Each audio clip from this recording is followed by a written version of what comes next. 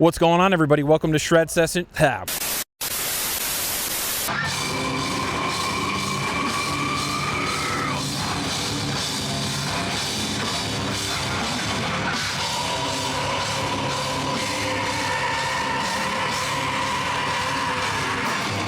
What's going on, everybody? Welcome to Shred Sessions. I'm here in Cookeville, Tennessee with a band from North Carolina. We've got Fliora here. Welcome, gentlemen. Thanks for having us.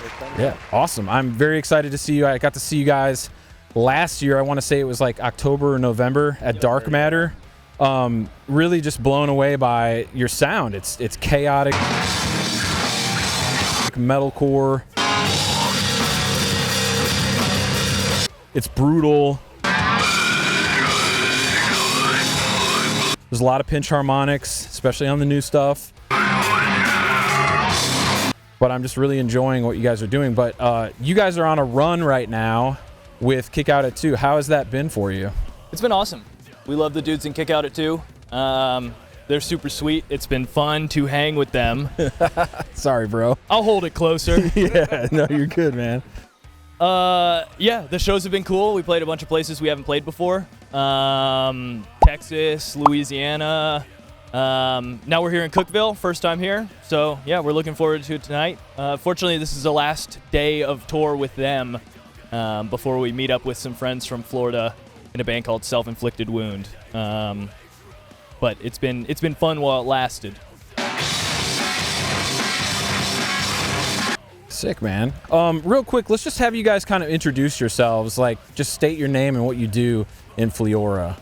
So, I'm Jesse, and I play bass. I'm Riley. I do vocals. I'm Jack. I play guitar. I'm Adam. I play drums. I'm Roman, and I play guitar as well. Awesome. So, how long has Fliora been a band? Like, give us a quick origin story, if you can. The Fliora lore is that we played for 2 years under fake names before Fliora started, just kind of live testing our sound and growing our name some. And then we recorded our debut EP in 2024 and put it out that fall, and that fall is when we became Fliora officially. So it's been a little over a year and a half now as Fliora, but playing most of these songs, it's been about 3.5. Awesome. So, I would describe your band as, like, it's technical, it's brutal, it's metalcore, it's still very hardcore. Is that just you guys putting together your favorite styles of heavy music into one band, or is there, like, some kind of master vision for That's the sound? exactly what it is. Okay, sick. We want to be fans of what we make and try and do something that we want to hear, and the best way we can think to do that is just put together all of our influences into one song. Every song is like all of our influences. Well, that's sick. I mean, I could definitely hear it, man. Like, Defeated Sanity, we connected on that. Yep. When I saw you guys at Dark Matter a while back. Yeah, it's just sick, man. I love the sound. As far as, like, writing a Fliora song, like, how does that even happen? Because it just seems so, like, stream of consciousness, like from one riff to the next, but it all kind of cohesively comes together. What's the process like? So usually it starts on guitar. Jack, Roman, myself or Jesse might write a riff and go from there. Usually Jack and Roman are writing most of the riffs. And they kind of come in with a general structure, and then from there we take forever to just edit it down, cut out the fat, make it interesting. We're brutally honest with parts we don't like. So, how a song starts is never how a song ends when we start writing it. And that's kind of been the process. We had an original guitar player too, and it was this exact same process with him. We'd get a general outline from him, and then we'd all sit together and just try our best to make it cooler. Yeah. Take what he does, take what they do, and just up it. And then every once in a while, Jesse and I will throw in riffs of our own if we can fit them in there. So do you play guitar as well? Enough. Okay. Yeah. Cool. So last year you guys released Iron Harvest. How does that release differ from the first release? Is it just kind of a continuation of the Fliora sound, or were you trying to do something different this time around? It's generally a continuation. that EP. It's pretty much half songs written by our original guitarist that we didn't record for the first EP, and then half songs written by Jack that were newer. So, the idea was generally fit the same sound, but there are obvious differences with Jack's writing that kind of changed the sound some. But we feel like it's an evolution at this point. We're more comfortable with how we write, being 3.5 years into writing together. So this is just, it's felt like the natural evolution of how things come together. No direct purpose to change anything up. Sick.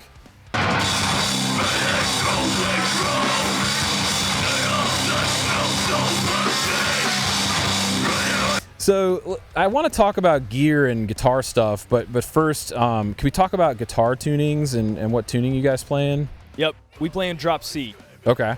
And tube amps or modelers? Oh, get on it, buddy. Tube. Yeah. Okay. So why tube amps still in 2026? Easier to fix. Easier to fix? Like if there's a problem or something, like. Yeah. I work in music tech. It's okay. all like, at least analog equipment's very comfortable to me.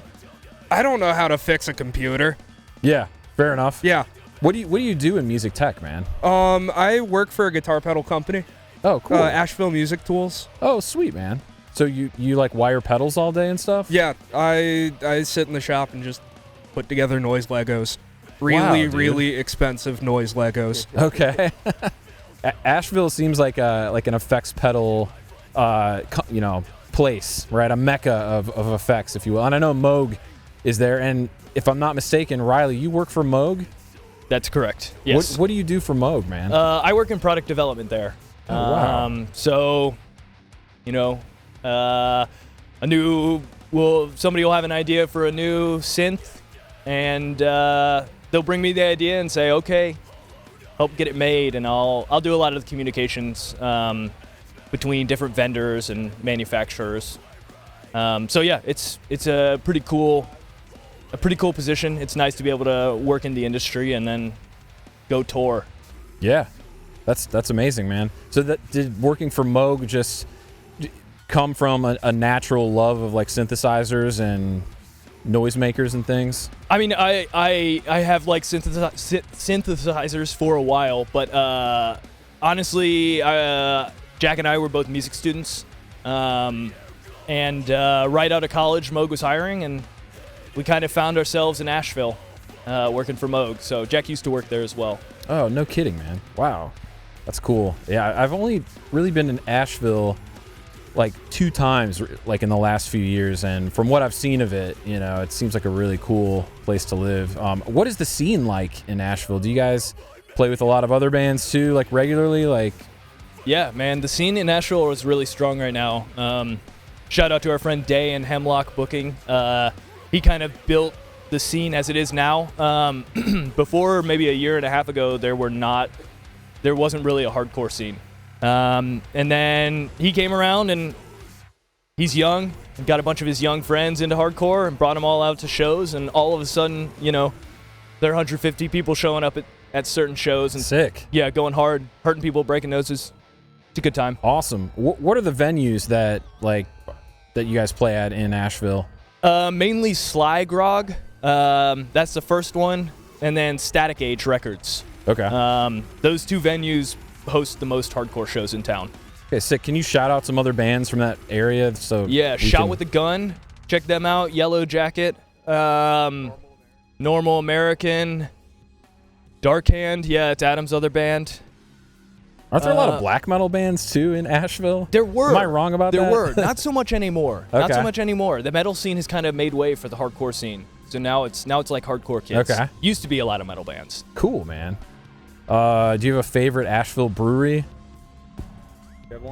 No, I don't. No? Good for you, man. Good life choice. Jack? I also don't drink. I do drink. I'd say Burial, probably. Yeah, Burial's good.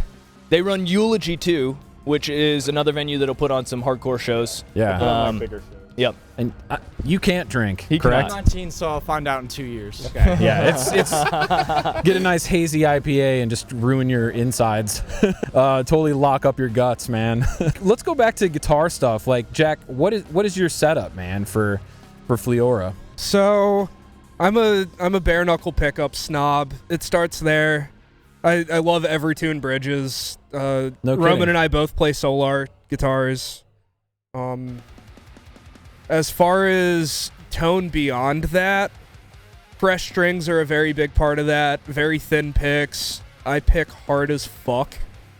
That might have a lot to do with it as well. But after my tuner, I've got a Healy compressor, Fortin Zool plus noise gate. This is way too many words for one guitar pedal, but the only drive on my board is a collaboration between Abominable Electronics and God City Instruments called the Pedalboard Friendly Chaotic Evil Ned. Oh, God. It's an HM2 EQ with a transparent drive. Is that kind of your main tone, like your main sound? It lets me kind of like superimpose the HM2 chainsaw thing on my amp distortion, which the amp's a PV6505 plus. Oh, that's what I have. Yeah. And then great amp. in the effects loop, I've just got a Line 6 HX1 doing a reverb and an auto swell. It's really simple, all things considered. And Gotcha. I'll pass this off to Roman for his guitar tone. We're coming to bass too. So go For ahead, me, bro. I just bought a 5150 Iconic about a year ago, and I just have a really simple pedal board, just a precision drive, noise gate, a reverb for literally one riff in the whole set, and then tuner. It's really easy. It's like we both have a really bright, like modern metal, super tight gate tone, and we don't really need any extra effects pedals because all of our weird noises come from the playing itself. Like a lot of high pinches, a lot of scrapes, a lot of just weird sounds like that. So yeah, pretty simple stuff. And my whole pedal was gifted to me from the old guitarist for free because he's like one of the nicest people ever. So yeah. Sick, bro. Jesse, talk to us about your signature bass tone, which I fucking love. Sick. Thank How do you get that sound? I use a dark glass microtubes amp, and that's my tone. My pedal board is a tuner and a noise gate, and then my bass is the ESP LTD black metal. So it's just single pickup, one volume knob. That's it. I just want it to sound gnarly and have it be as easy as possible. I just want to plug in and play. So I don't really fuck with gear too much. I just want it to sound mean. Yeah. And they've done a great job of just making it that easy in such a small setup. Very sick, man. No, I love your sound, man. And I love how all of you guys gel together as a band, like so tight. And the harmonic stuff that you're talking about, like the only other band that I know of that really does the harmonic stuff is Defeated, you know? They're a huge influence if you can't tell. Yeah, huge influence on me as well, man. Like with the stuff fuck yeah. Great band. Can we talk just quickly about drums? Like, what's your drum setup like, man? Yeah, I've got a Gretsch Renown. The full kit actually has 2 floor toms, but I just bring one out on tour for the the hardcore thing. But yeah, I've been using those for pretty much since we started touring with this band, and I love it. It's such a great kit. And I've got mostly cymbal-wise the like Meinl Dark Classics. They just sit well in the mix with our guitar tones, I feel like. Really helps not cover up the brightness of their tones and lets them still be really intelligible. And I've started peppering in some other cymbals here and there. I've got my old Zilbel from back in the metalcore days. Resurrected that. I've got the Yamaha. I think they're like HS7s or something. They're like a newer Yamaha double pedal that they came out with. They're super sick. The most customizable pedals I've ever owned. Is that the one that has like blue on it? Yeah. Okay, I've played that pedal before. Yeah, they're pretty that's a good sick. one. It takes a while to like dial them in, but they're awesome.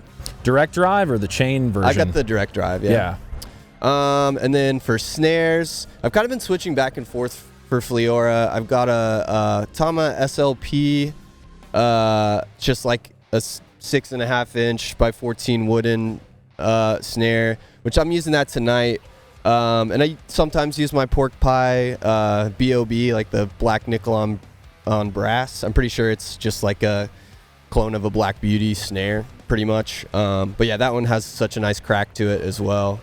But yeah, that's pretty much it for drums. Very sick.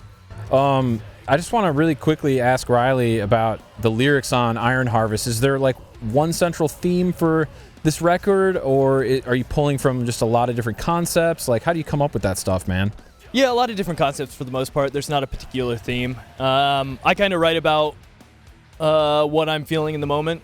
So this EP deals with some of that. But, you know, no song is about exactly the same thing. Yeah. They're all kind of just their own thing. And I don't know. I want my lyrics to, you know, be vague enough to mean something to other people, but also be understandable enough to pick up some of what I'm trying to say. Yeah, for sure. I think that's a good way to balance it, man. So the show's about to start now. So just tell us, you know, what can we expect from Fliora here in 2026? Like, what do you guys have coming down the pike? Expect a bunch more touring, a bunch more shows, probably some more funny tour posts, maybe a split, maybe a single. We'll see. We're going to try to get some new music out this year. Awesome. Well, I'm so stoked to see you guys play. Thank you for sharing a little bit of your time here at the show, and I wish you guys the best. Thanks, man. Thanks for having us. Don't be a stranger now, okay? Yeah. Hell yeah. Stoked. All right, thanks for watching Shred Sessions. We'll see you in the next one. This is Fliora. Goodbye.